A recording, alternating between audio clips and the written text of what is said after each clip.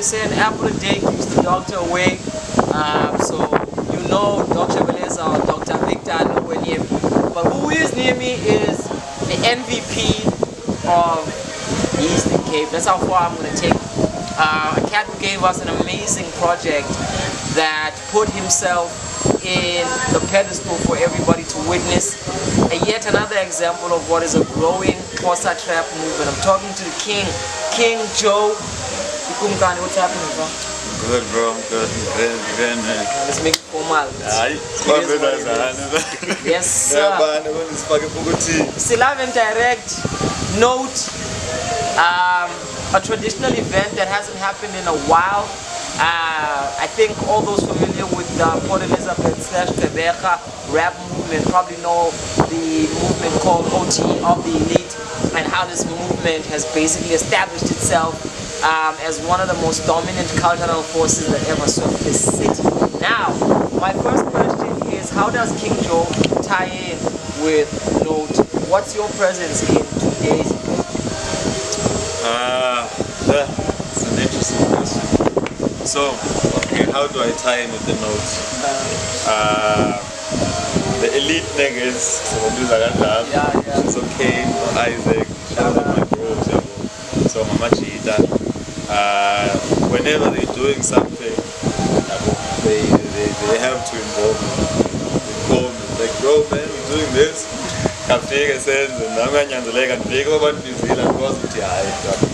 So it's my niggas, it's my brothers. I'm here to support them. In a way, they're supporting me by having me here. So I love it. Brotherhood, affiliation, collective interaction, and working together as artists. Do you think we have enough of that just amongst rappers doing their thing? We don't. It's not even an I think. We do thing as we don't. Especially for Tina as Amakosa. Sikhona here and there sibambene singamajita, but khona shotayo, khona element that's missing aska andiyifili la brotherly love kayiva kako.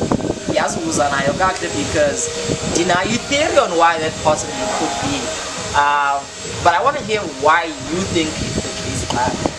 Jikon element ayikho. What do you think are some of the things that are causing amajita and of course Mosisi bangadibani just across the landscape of Eastern Cape as far as Xhosa rappers doing their thing?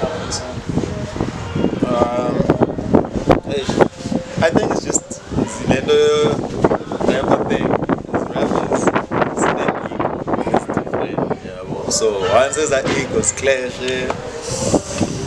bandu, yeah. So abanye bandu mhlambi abanye don't want to mandithi indlela esiyibona ngayo i-collaboration is different.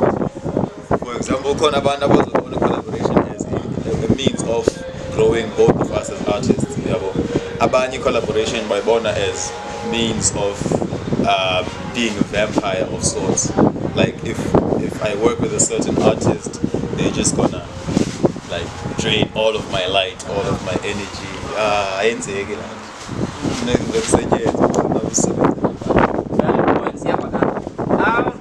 want to talk particularly about Xhosa Trap because it's had an exciting upsurge with cats across the Eastern Cape and Kapa as well, to Cape Town and everything they're doing there, kind of showing everybody different aspects of this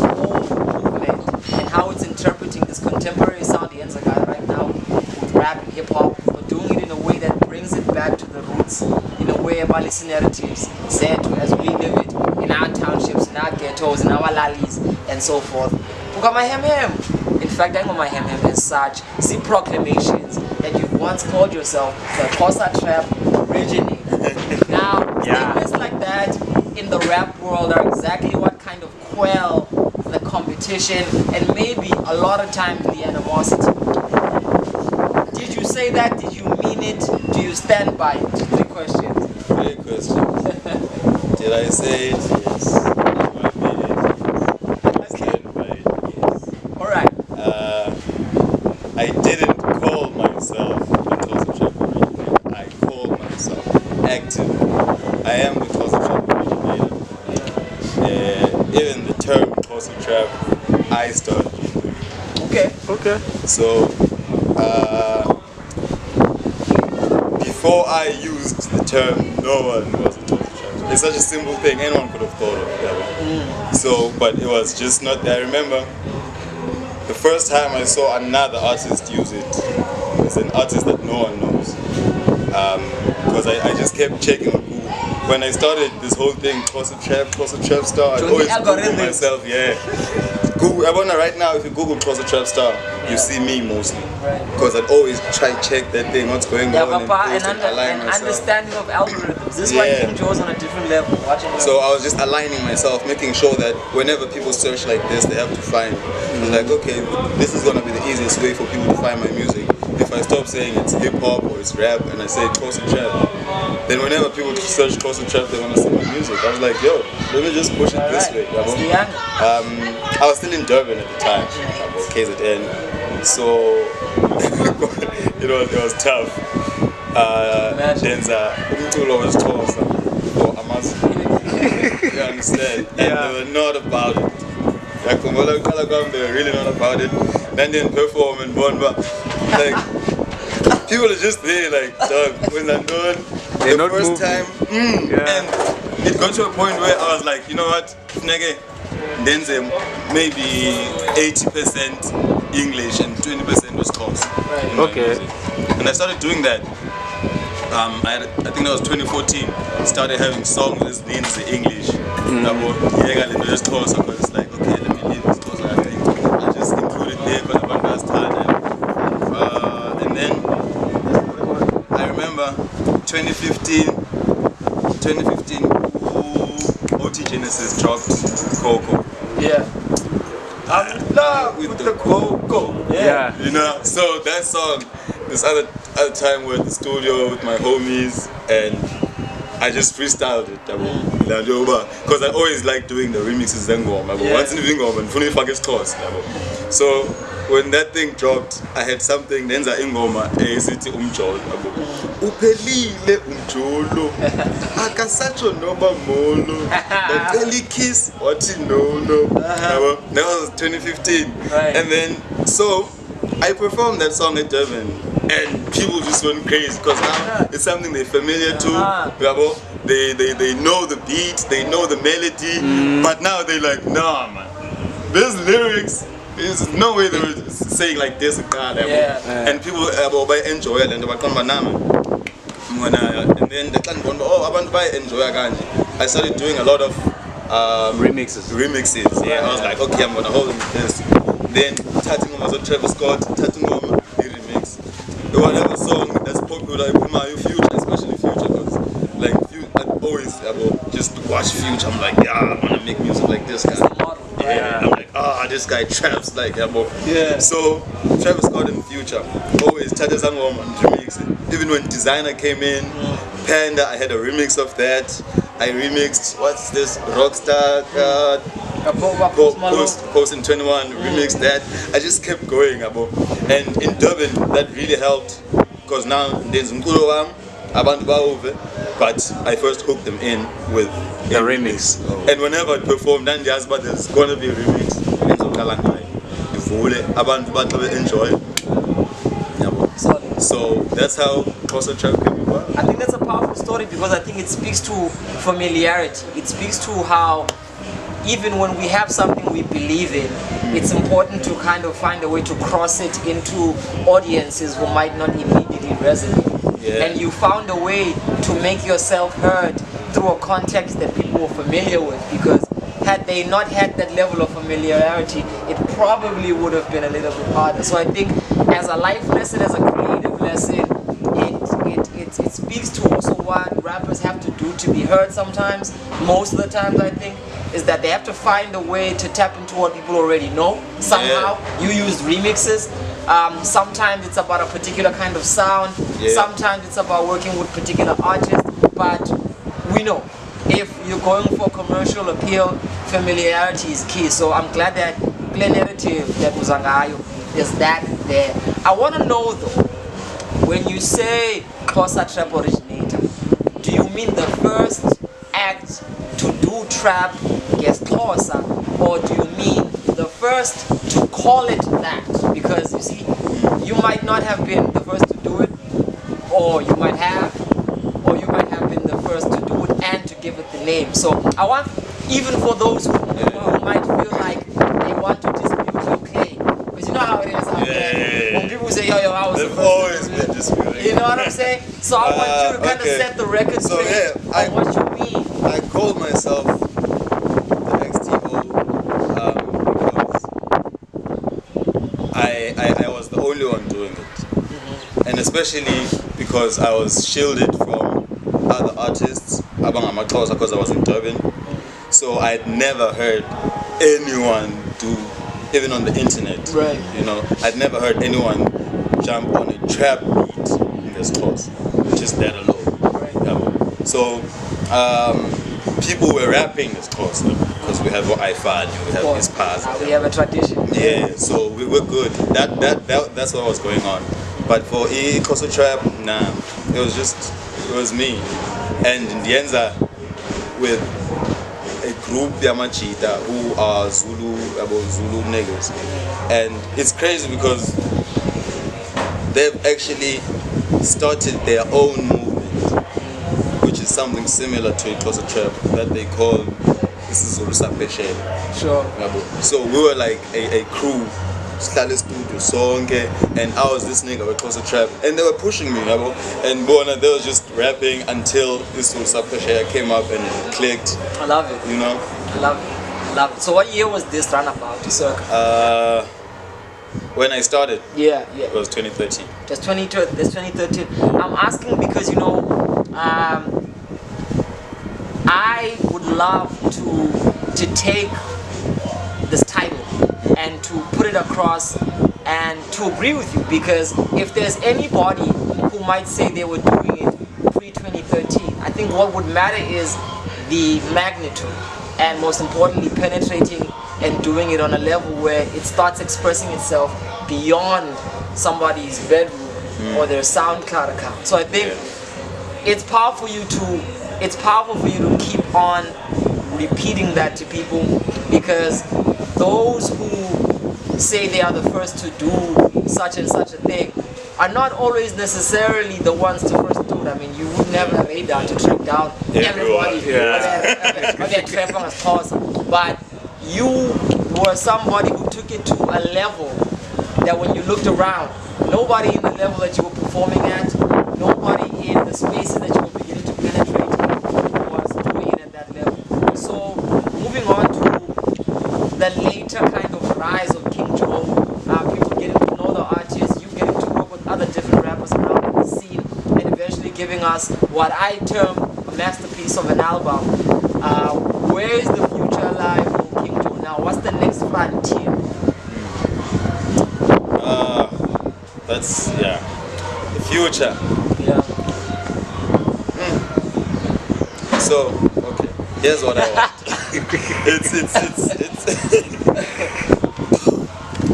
So what I want for myself basically is it just goes back to where it started now. My main reason for using Xhosa in my music, besides the fact that I'm more fluent with Xhosa and that's what I've been speaking my whole life, was because I just saw it as a way of getting my music overseas. So as a child, when I was like, yo, if I do this, I see the type of artists that are exporting. Yeah, Right. it's like, yo, if I stick to this, I'm gonna go overseas. So it's always been that for me. Like my vision is to go beyond what SA has. 200%. You know, I just want to go out there and I want to represent Xhosa Trap there and not in South Africa. I love that. Yes. I love that. I love that you believe enough in who you are to see the value that it would have in the world. Yeah. Because a lot of artists have it the other way around, and I want to know what you think about that. Timing, who are active in the game, is the only way I can truly have global appeal is by doing it the way Americans are doing it. What's your view? Yeah. Yeah, that one. I So kukho abantu who subject themselves and their languages and say, "Ah man, ngcono ndenze ngesingesi." Yeah. I think what happens with that is you're putting yourself in competition with people who mostly English is their first language or only language they speak.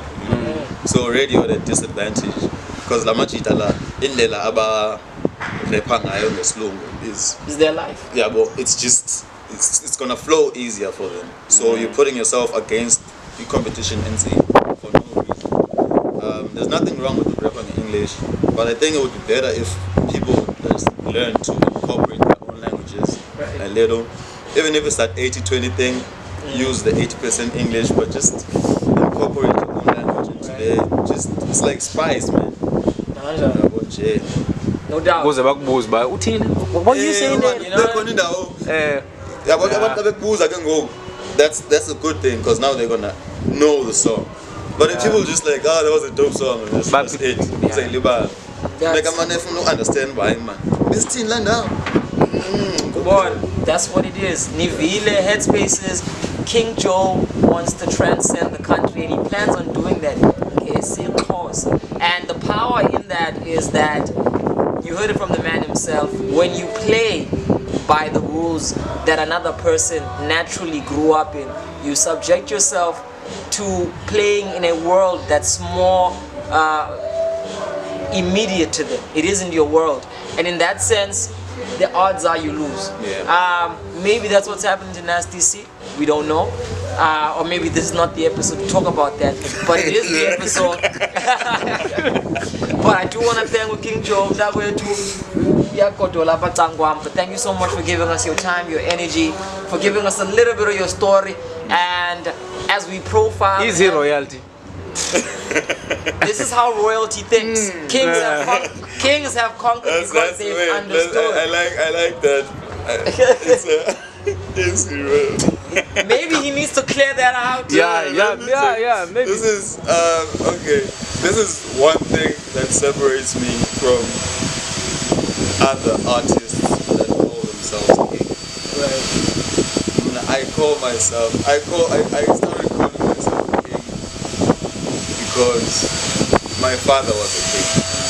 And he passed away. Yes, I'm royalty. About the side far. So but it is not a safe way of living. My grandmother, so my great grandfather died for the throne. My grandfather died for the throne. My father didn't. Was different. When it was time for him to be king, he played it different. And he chose to put someone else as king and have that person liaise with him. But whatever you do, go through me. I'll just handle the youth. You handle and yeah. So right now is with a certain family. Yeah. So it's that. Otherwise it's there. But it's just with a certain family. I hope you make it. Physically speaking. You know how these things get. You know, man. We know I have what you to. get. But siyabulela for the history, for the power, for the example of what happens when children are raised to be proud of who they are, and they take that pride and they turn it into a vision for the world. So even if you are not a king in the formal sense, spiritually, kings are those who understand that they only conquer through understanding their own power. One of the things I really respect and love about you as an artist is you understand your own power, and I think the only thing that stands between you and complete domination is strategy, teamwork, time, season, and of course consistency. King Joe, from us at the Headspace, it's definitely a salute to everything you've been doing, and can't wait for the performance. The performance, I even forgot the performance. Please don't. Please don't. Headspacers, it's been Viwe, the brother from the ancient mother, sitting here with the man. I'm gonna let you do the whole grand thing yourself. Who am I talking to right now? King Joe, Xhosa Trap Star, Xhosa Trap Originator. That's what it is. Siyabulela.